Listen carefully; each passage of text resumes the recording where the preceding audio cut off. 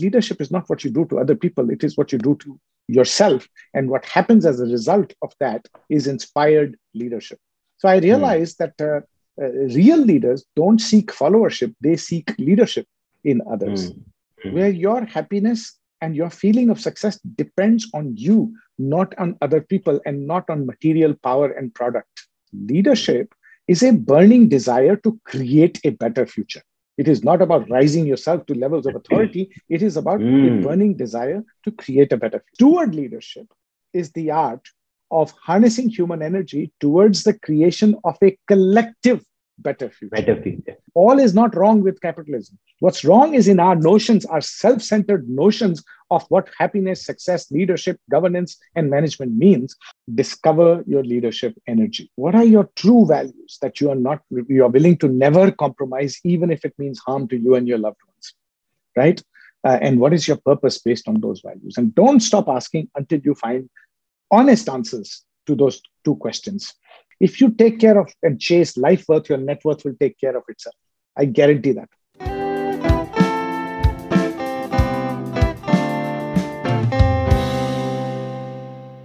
So today we have with us Rajiv Peshavaria. Rajiv is the CEO of Stewardship Asia Center SAC in Singapore and founder president of the Leadership Energy Consulting LEC in Seattle, Washington. He's author of the Wall Street Journal and Amazon bestsellers, one, Open Source Leadership, that is one book. Second, Too Many Bosses, Too Few Leaders. And he's also a co-author of Be the Change. And he's a regular writer for Forbes. He's an out-of-the-box thought leader on leadership, management, and corporate governance. Prior to joining SAC and starting LEC, he was CEO of the ICLIF Leadership and Governance Center based in Malaysia. And formerly, he has been Chief Learning Officer of both Coca-Cola and Morgan Stanley and has held senior positions at American Express, HSBC, and Goldman Sachs. Now, at Goldman Sachs, Rajiv helped found Pine Street, which is the firm's acclaimed leadership academy. And he headed Pine Street for Europe and Asia. And in his early career, he was a banker and a currency trader. So he provides speaking, coaching, consulting, and advisory services to corporate and public sector clients globally and serves as guest faculty at leading business schools in US, Europe, and Asia. He's also a sought-after international speaker and has been widely featured in various international media platforms such as CNN, Bloomberg, National Public Radio, Harvard Business Review, CNBC, and I think the names a lot of them. And in 2014 and 2017, he was named one of the top 100 global thought leaders for trustworthy business by Trust Across America. So welcome, Rajiv, to this show. And thank you so much for those kind words, Rohan. It's a pleasure to be here. And it's an honor to have someone like you on this show, someone with so wide variety of global experience. So as I shared with you, this show is focused on, learning through real life stories, kisse kahaniyan. So tell us a bit. So we know about now your accomplishments and background, but tell me a bit about your personal life journey. Growing up as a young boy in India, I grew up in Amritsar. Mm-hmm. And at the age of 10, I went to boarding school in Gwalior. And, growing up as a young person in India in the 80s, it was kind of, you have to study hard so you can get a good job. Mm-hmm. And so I studied hard and tried to get a good job. And I came out of college. I went to MBA. I came back from MBA and got a good job. That good job was in a foreign bank in Delhi. Wow, lottery nikal gayi. Ki bhai, pad lik gaya, abhi achhi naukri lag gayi. What I never asked myself is, what do I want to do? Who am I? And, is this what I want to be? So we were cast in a mold, you see, at least at that time in India, कि बेटा पढ़ लिख जाओ, अच्छी नौकरी मिल जाएगी, settle हो जाओ, फिर शादी कर लो, फिर बच्चे कर लो, फिर life ठीक हो जाएगी. So that was my typical story until one day I was fortunate enough to wake up. And what was that waking up moment? What caused that waking up? It's a sad story a little bit, if I may. So, शादी हो गई, बच्चे हो गए, नौकरी चल रही है, and so now what? But somehow, and I had a very so-called sexy job, meaning I was a currency trader for a bank. And in those days, being a trader was a very, sought after and high-paying job. But somehow inside, I was feeling a little sort of hollow. I said, is this really what I want? But I had no clue what I wanted to do. And then one fine day, I was in Bombay, and I got the sad news that both my parents died in a car accident. Oh. So I rushed back and I to Amritsar, and I was doing the rituals in the funeral. And my father was an ordinary practitioner of tax, and my mother was a housewife. And they were very lovely people. I loved them dearly, but there was nothing extraordinary about them in that sense. But when we went to the funeral, I found that it was like the whole town had come out to attend the funeral. So I said, what is this? How come two ordinary people died? And why is the whole town here? Why is there a traffic jam? Standing room only. And as I was doing the rituals, I asked one elderly person who I had not seen since my childhood. I said, Uncle, I haven't seen you for 20 years. Why did you come to my parents' funeral? He says, well, your father was an extremely special man. A lot of people took advantage of him because of his honesty, because of his kind heart, but he always forgave everybody. And he is a gem of a person. I came to pay my respect to that person. Nobody can forgive like your father used to forgive. He put us to shame by forgiving. Okay. I asked another person, I said, why did you come for my parents' funeral? Your father was an expert in the field of taxation. Whenever there were the most difficult cases, we would go to him, knowing full well that he refused to bribe the income tax officers or sales tax officers. But if it's a technically competent case, has to go to him. Third person said, why did you come? He says, well, even if he didn't have anything, anybody that came to him for help, he just gave. He says, one time he had only enough money to pay your school fees, college fees. And I asked him for a loan. He gave it to me, knowing fully well that I cannot return in 6 weeks because he needed to pay your school fees in 6 weeks. And so I asked him, I said, why? He said, no, your need is greater than mine today. Please try to return in 6 weeks. So that is why I came. And I was already down with grief, and I cried even more because I had put my father in a position in my mind that he was ordinary, but I realized he was extraordinary. And that changed everything for me. One after the other, people came. Oh, by the way, the city of Amritsar Income Tax Office and Sales Tax Office declared a public holiday to honor the death of this very honest and competent person. Never had they done it before for a non-government official, you see. So I said, wow, I called this person ordinary all my life. I wish I could wake him up once and tell him I'm so sorry. And so that really woke me up as to what is the meaning of life. Is it about being a trader and making good money as a salary in a foreign bank and having wife and kids? Or is it about getting from the world, or is it about giving to the world? And then I promised to myself and to my parents that no, I will become a giver. I will do something meaningful to continue this legacy that you have left behind. And I'm so sorry that I couldn't recognize this until today.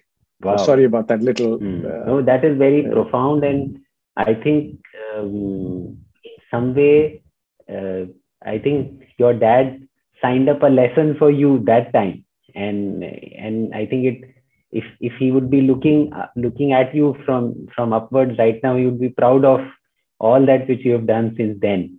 And so thank you for sharing this moment with us. And my pleasure. I mean, since that day, that's all I'm trying to do a little bit of what he did for so many people in his lifetime. So what would you consider as one of the proud moments and key milestone in your life? So, I decided that I wanted to do something useful. And so soon after their death, I gave up the world of banking and trading. And I had discovered accidentally this so-called interest and a little bit of skill in communicating to people and to simplifying to making complex things simple. So I had decided that I will move into HR and become a director of learning and development in the company that I worked in. More about that later. But in that journey, the two proudest moments have to be, as you mentioned earlier, the publication of Too Many Bosses, Too Few Leaders, It was the first, I told myself that I have to redefine leadership, because leadership was defined as power. It was defined as telling other people what to do. And I felt that all those notions, young people were coming into the workforce and getting totally disillusioned, working under managers who knew nothing about themselves, leave alone knowing anything about other people. I said, no, all this has to change. So I started writing, and it took me 2 years. I used to wake up at 4 a.m, write for 2 or 3 hours, go to work, come back at night, write for 2 or 3 hours. 2 years, wow. I did not have a holiday. I did not do anything, weekends. And many times I would get totally frustrated. And I said, no, ye hoga nahi mujhse. This is too difficult. And each time I visualized the dedication page of the book, which would be to mom and dad. And every time I would close my eyes and visualize that, I would get the courage to write some more. And so the day the book came out and that dedication page happened, that was the proudest day for me. And then 10 years later, by the way, we just celebrated 10 years anniversary of that book. And till today, it continues to change people's lives, because my biggest gift is I get emails every week from about 10 to 20 people saying, I read it and I saw something and I experienced something. I attended one of your programs and it has been blah, blah, blah. This is what I profess to do in life now. So that was really gratifying. And then, more recently, I published another book, which somehow became a Wall Street Journal bestseller, where we redefined leadership yet again, this time to better fit the digital era. That the world has changed profoundly because of technology and because of population explosion, those two big trends, Uber population and Uber connectivity, as I call it. And then the lessons that Peter Drucker and others taught us in the 1950s don't apply anymore. If Peter was alive today, he would be the first one to say, look, throw away my old books, here's my new book. And so that was another proud moment, and that continues to touch people in many ways, not just through the books, but through the workshops and the advisory and the coaching we do for people on the basis of that. So yeah, sorry for that long-winded answer, but I would say those would be the couple of proud ones. So I would like you to, I think you answered partly all the success and all the outer growth and prosperity. Now, below all that growth of a tree, there is a soil and roots. So, and soil and roots means, the background, something like your dad, mom taught you. And what else has been the soil and root which has strengthened this tree of Rajiv? So if you can explain that. Well, there have been two people that have influenced me the most, besides, of course, my mom and dad. And those two people have been Mahatma Gandhi and Nelson Mandela. And what I learned as I studied more and more, I've studied them very, very deeply. And met a lot of people who had the chance of meeting them, although I did not obviously meet them, and researched as much as I possibly can. I understood some essential truths which woke me up and helped me till today. And one of them was that, most people think that leadership is about telling other people what to do and using your power to do so, whereas Gandhi had no official power, Mandela had no official power, and yet millions were inspired by them. So that is this idea that leadership is not what you do to other people, it is what you do to yourself. And what happens as a result of that is inspired leadership. So I realized that real leaders don't seek followership, they seek leadership in others. Then the second thing I learned from listening to these two, researching these two great people, is that we have misguided notions about happiness and success. You see, happiness to most people means acquiring wealth, acquiring status, and acquiring the love and adulation of other people. Your wife, your husband, your child, your this, your that, so acquiring status, acquiring wealth, and the adulation of other people. In other words, for your happiness and your feeling of success, you are actually dependent on other people. Whereas people like Mandela and Gandhi teach you that no, you have to reach a true state of independence, where your happiness and your feeling of success depends on you, not on other people, and not on material power and product. And that's when you realize that actually happiness comes from giving rather than from getting. So these are some of the things that keep me grounded. That, we have been given the gift of human life. What will we leave behind? Rather than what can I get during my lifetime? And that really keeps me grounded. So anything else which is part of your core value and leadership philosophy? Yeah. So when it comes to leadership, redefining leadership, as I said, people think leadership is authority, leadership is power. The moment somebody wins an election, we start calling them the leader of the country. I call them the boss of the country. The moment somebody becomes CEO, we call them the leader of the company. No, they are the boss of the company. So what really is leadership? If you look at all the great leaders in history and ask yourself, what were they trying to do? The answer is they were trying to create a tomorrow that is better than today. So we came up with a definition of leadership, that leadership is a burning desire to create a better future. It is not about rising yourself to levels of authority. It is about a burning desire to create a better future. But there is a big problem with this definition, and I would urge you and your listeners not to buy into this definition that I just gave you, because if you believe what I say, you're going to make your life hell. If you say that I want to make a better future, you will get nothing but resistance from everybody around you. So remember, if you want to believe that leadership is about creating a better future, your constant companion from that point onwards will be resistance, resistance, and resistance. Therefore, I come to the question, what is the main ingredient you need in order to be a leader? The difference between a leader and a non-leader is that a non-leader gives up in the face of that resistance, whereas leaders dig deep and never give up. 27 years of prison did not deter Nelson Mandela. What is it that he had that others don't have? Was he made of any special blood and molecules? No.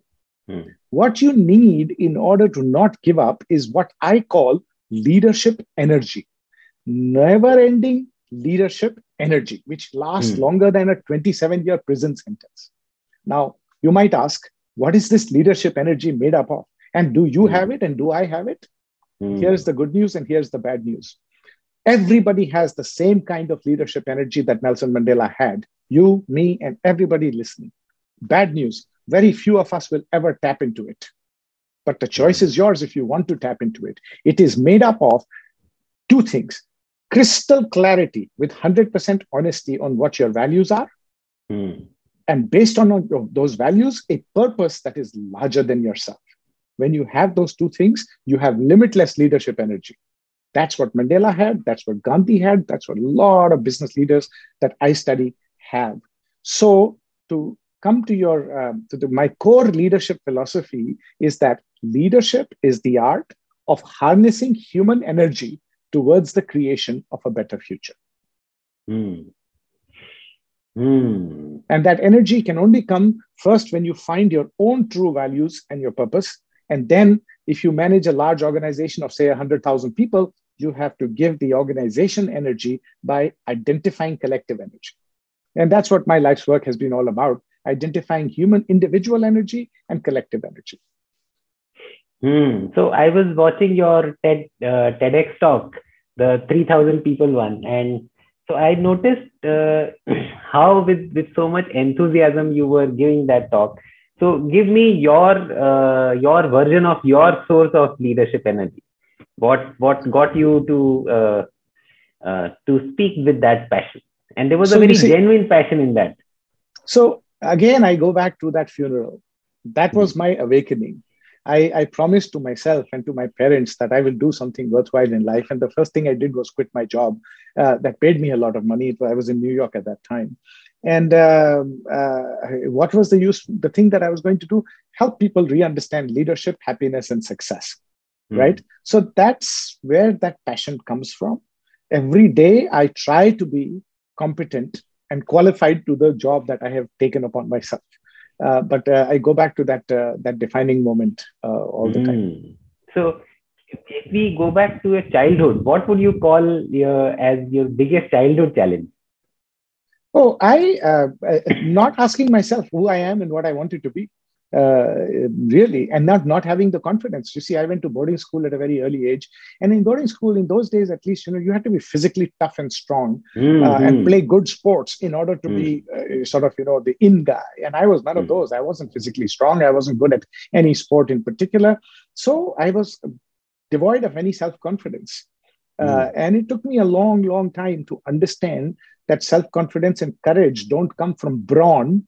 They come from conviction in a set of values that you never compromise, and a purpose based on those values. That's the definition and the anatomy of courage, not brawn or not physical strength. And once you ground yourself in those values, and the key word is never compromise those values, no matter what happens, even if it hurts your loved ones. And then you have a purpose. That purpose and values keeps bringing you back to a place of courage, to a place of confidence, where even if you don't succeed, as Mandela used to say, I never fail.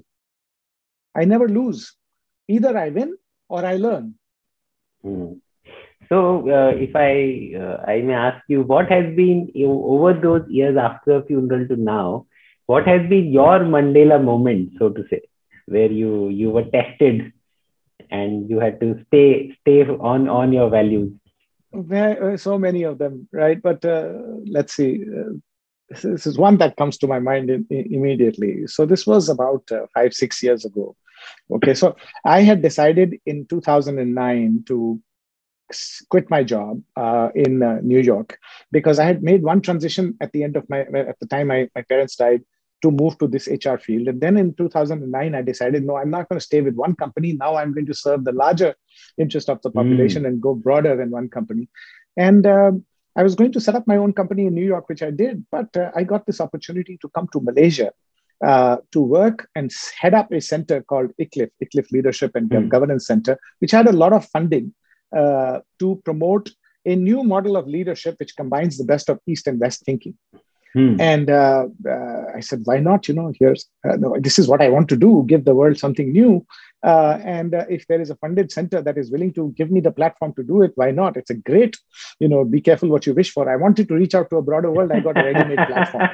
Beautiful, isn't it? Somehow that works out in the cosmos and the energy when you put out some thoughts out there.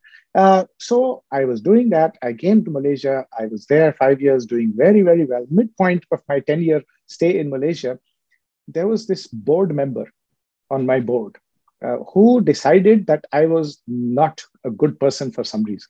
Some people who we had to let go because their performance was not up to the mark went and complained to him about unfairness and this, that, and the other. Anyway, long story short, without verifying the facts, he believed them and decided to make his life's mission to sack me and to send me back. And he started making my life miserable. He was a very powerful guy. And he started working every possible way to find fault in what I was doing. Every board meeting was very stressful. In between, and then he collided and connived with the internal auditor to come up with some allegations against me, which were not true. Wow. And I was falling sick. I was very stressed. My wife was telling me, why have we come here? Let's go back to our life in New York. This is enough. I don't want you falling sick. I mean, it's too much stress. And they don't care. And my old self would have said, yeah, run away to something easier. But this time I said, no, I will not run away. I have this platform to give to the world what I want to give. And I'm not going to find a better platform because my work is not done yet. And I am not going to give up. I am going to somehow dig in. And because I closed my eyes and reimagined that purpose, which is to give to the world as much and wake up as many people as possible, I said, this one gentleman is not going to rain on my parade, whatever happens. So my old self would have gone away because there was no shortage of work back home in the US, you see. I said, no. Well, I don't want to go into any further detail here, but because I dug in and because I had faith that my heart is clean and I'm doing the right thing, let's see what happens. Ultimately, he had to leave the board. All the truth came out, and the fact that he was fabricating stuff, he had to leave the board. So that was my toughest moment. And, I'm just very grateful that the truth came out. It's nothing special I did, or I did not fight very hard. I just did what I had to do and believed in the truth, and somehow truth prevailed, which I'm eternally grateful for. And I think it would have connected you to your confidence that, stay put on your values, the way you, with so much conviction, when you talk about it, you can only talk about after you have passed through those, fire tests. Yes, what happens is, and again, it comes back to leadership energy. When you find your own leadership energy, which is made up of your values and your purpose, that you found a purpose based on your values. Now you lose fear because I the remember purpose is that. bigger. Yeah, because the purpose is bigger than yourself. It's not about you. You see, if it was my benefit and my net worth, then I would be calculating it as a risk reward strategy. How much is the risk? How much is the reward? Is it worth taking the risk? When you are purpose driven based on values, you don't do risk reward. You say, what's the worst case scenario? That they will do terrible things to me, but I am not going to give up because this is bigger than me. That is how you get courage. That is how you get confidence, not with any other thing. So yes, I had done that inner engineering work by then already. Fortunately, I had woken up. And the sad part is most people don't wake up. So, you've shared few events. Is there any other event beyond what you shared which made Rajiv who is? Some of the events you've already shared. Is there any other shaping event? Well, I don't know if I want to go into any more events, but every day is a shaping event. I interact with a lot of people every day. I used to travel until COVID. I was traveling 2 weeks every month, some country or the other, some gathering or the other, either working with the team for multiple days or doing a keynote address. And I have learned so much from each one of those. And what has shaped my thinking is the challenge that people have given me back in terms of, how can this be possible or how can that be possible, etc. So everything is a shaping moment. It's a question is how open are you to it? And so I think you do a very detailed level of maybe consulting, advising in all of this work and keynote speaking. So and I'm sure it's not easy to answer, but what do you love most? What part of it you love most? Maybe you obviously handle everything very well, but what really is the first thing? You see,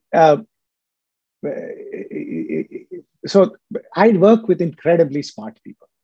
Most of the people I work with are senior, accomplished leaders of Fortune 500 companies, and they are who's who. You see them on TV, you see them in the newspapers, right? So these are super smart people, much, much smarter than I am for sure. And what gives me a ton of satisfaction is when we break up basics to them and show them how much more they are capable of. And how, in spite of being so smart, they are missing out on the basics. I'll give you an example. So when I wrote Too Many Bosses, Too Few Leaders, when it came to organizational energy and organizational performance, businesses exist for maximizing growth and returns while doing the right thing, of course. So we created a little model called brains, bones, and nerves. Now, brains is the vision, mission, strategy. Bones is people, process, and structure.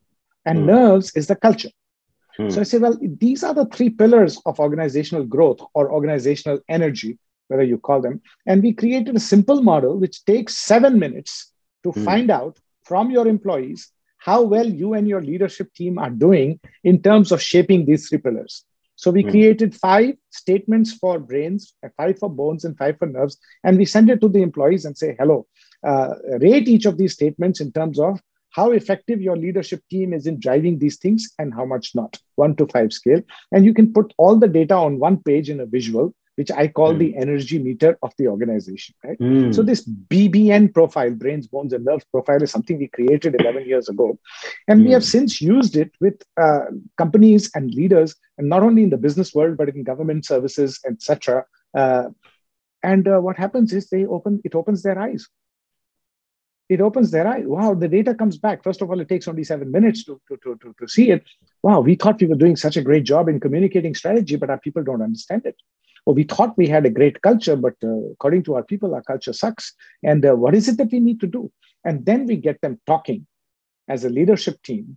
And the beauty of the waking up process as a leadership team that happens in those rooms, that's what gives me. I don't solve anything for them. By the way, they solve them. They are much smarter than me. But what I try to do is and my colleagues at the company, what we try to do is bring these smart people to focus on the right issues. Otherwise, they become too busy. You see, they're always flying around. They're always in meetings, important things, meeting heads of state and this, that, and the other. They don't have time.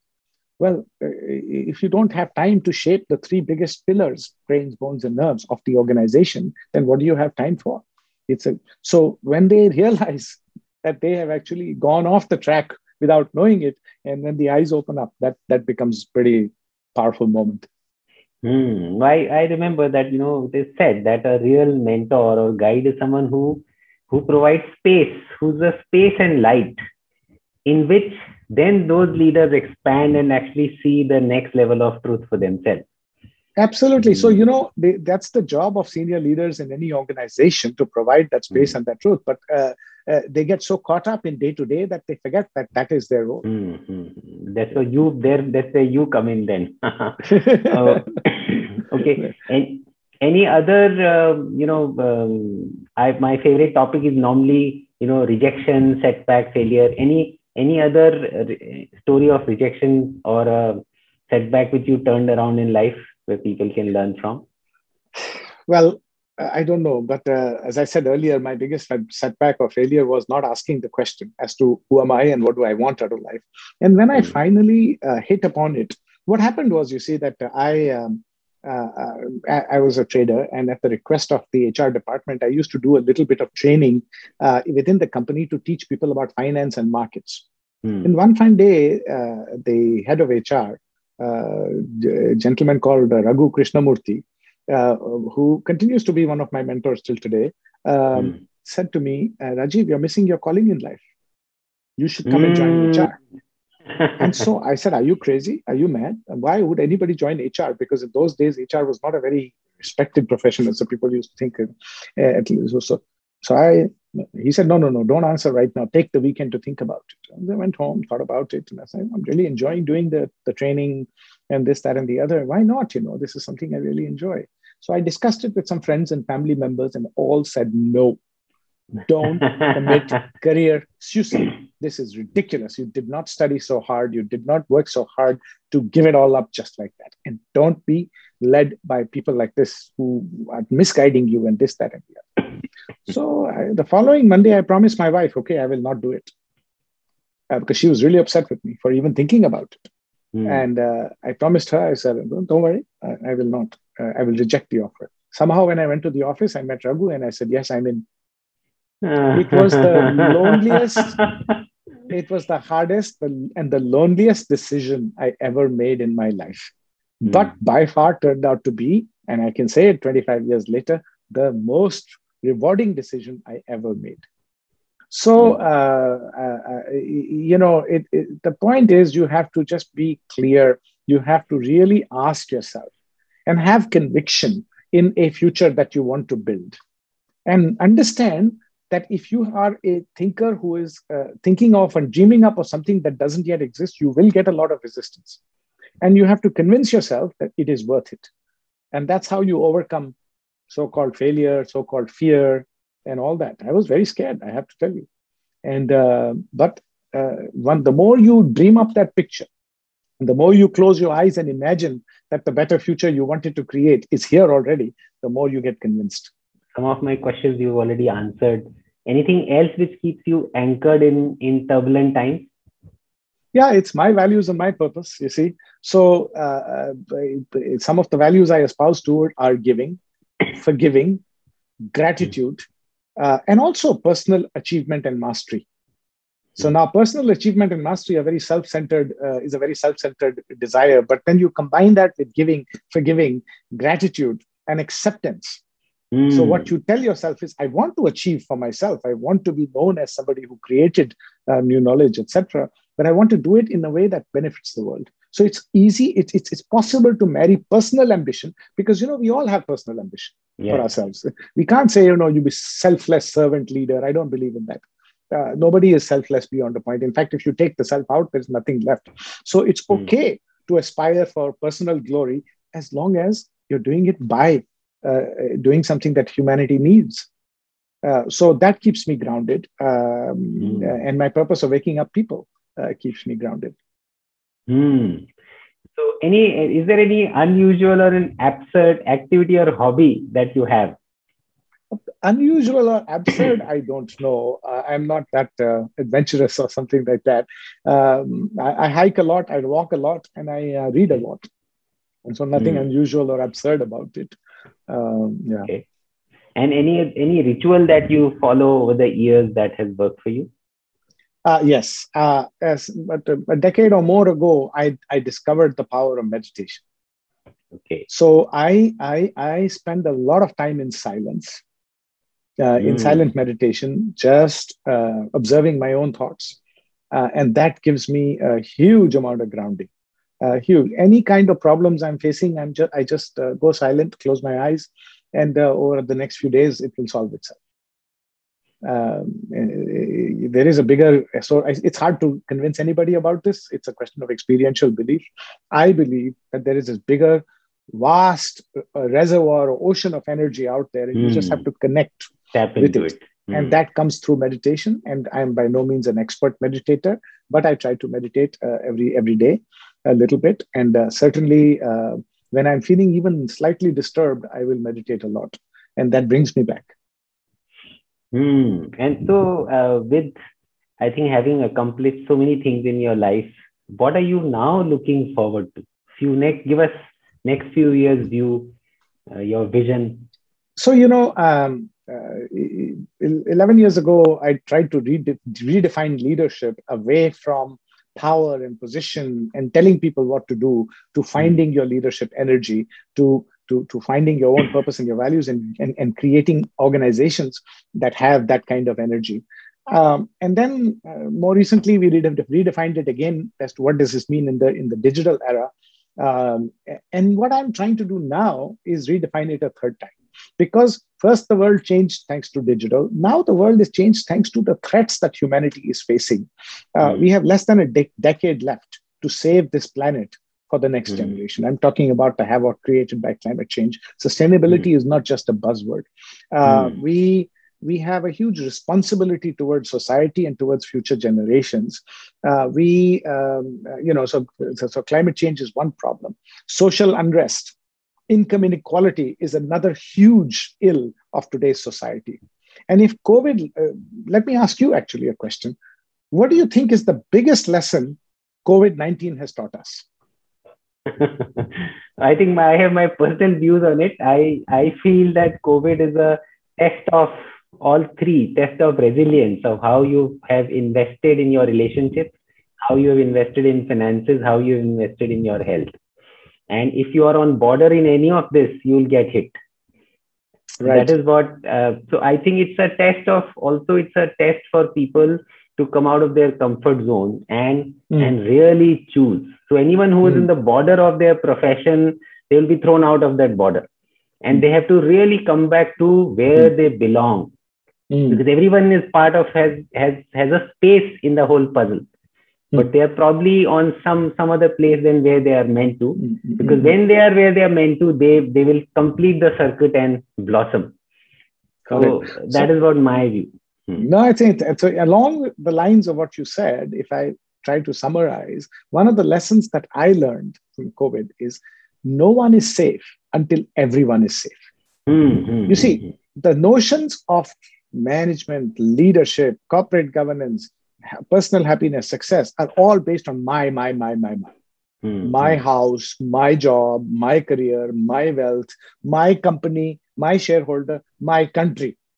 That's basically how far it goes. What hmm, COVID 19 has said is that no one is safe until everyone is safe.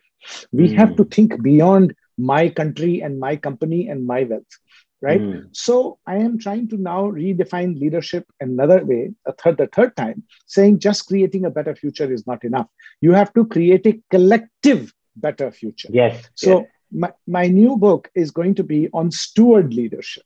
You have to be stewards Ah, of the environment. You have to be stewards of the world which we are living in, and leave it in a better place, the shape than we found it. And today, the challenges humanity is facing demand a new kind of leadership, which is steward leadership, which is to create. So the definition is still the same. Leadership is the art of harnessing human energy towards the creation of a better future, but we are tweaking it to say leadership is the art, or rather, steward leadership is the art of harnessing human energy towards the creation of a collective better future. Better future. So the challenge of so you see, today, 21st century life, exciting growth opportunities and daunting challenges coexist in today's world. Exciting growth opportunities because the whole world is connected and science is making huge progress. So even a ordinary person like you and me with an internet connection can start a business or can start a movement. But at the same time, there are daunting challenges humanity is facing. Okay, 6 out of 7.5 billion people on the planet have mobile phones, but only 4.5 billion have a toilet. And I could go on and on with the challenges and the fake news and the divisive behavior of political bosses around the world and all that. That's very irresponsible. So my attempt now, and the answer that people are giving is, oh, we have to reimagine and redefine capitalism towards away from shareholder supremacy towards stakeholder, blah, blah, blah. All that is true. But I think the tentative title of my next book is Reimagine Leadership, Not Capitalism. There's nothing wrong with capitalism because, in 1990, 36% of the global population was living under extreme poverty. Today, it is less than 10%, even though population has increased by 40%. So all is not wrong with capitalism. What's wrong is in our notions, our self-centered notions of what happiness, success, leadership, governance, and management means. So redefine leadership, not capitalism. That's what what I'm working on now with my colleagues here at the Stewardship Asia Center. And we hope to provide yet another model so the challenge of 21st century leadership, as I was saying, is because of the coexistence of daunting challenges and opportunities, is to drive profitable growth by addressing those very challenges that humanity is facing. In the old days, we used to do CSR on the side and make maximum money for shareholders. No. Now, if you think you're really smart, then make money by addressing those challenges. That has to be the business model itself. So that's what I'm trying to develop now in this phase of my life, along with my colleagues. Very, very interesting. So what, final question, what advice would you give to a smart driven leader or a leader in making? First of all, discover your leadership energy. What are your true values that you are willing to never compromise, even if it means harm to you and your loved ones, right? And what is your purpose based on those values? And don't stop asking until you find honest answers to those two questions. And in other words, practice emotional integrity, not emotional intelligence. Emotional integrity is the art of being 100% honest with yourself, right? So discover your leadership energy, practice emotional integrity, not emotional intelligence. And third, finally, chase life worth, not net worth. If you chase life worth, which means making your life worth it, that you lived on this planet for 90 years and something happened as a result of that, rather than you were born, you grew up, you did something, you died. No. So make life worth it, that, your children can be proud of you, not because of the money you left them, but because of what you stood for, right? If you take care of and chase life worth, your net worth will take care of itself. I guarantee that. Thank you very much.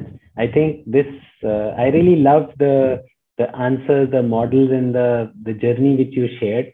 And I'm sure this would be very, very useful for all the leaders in the audience. Thank you so much for your time and attention. My pleasure. Thanks. It was great talking to you.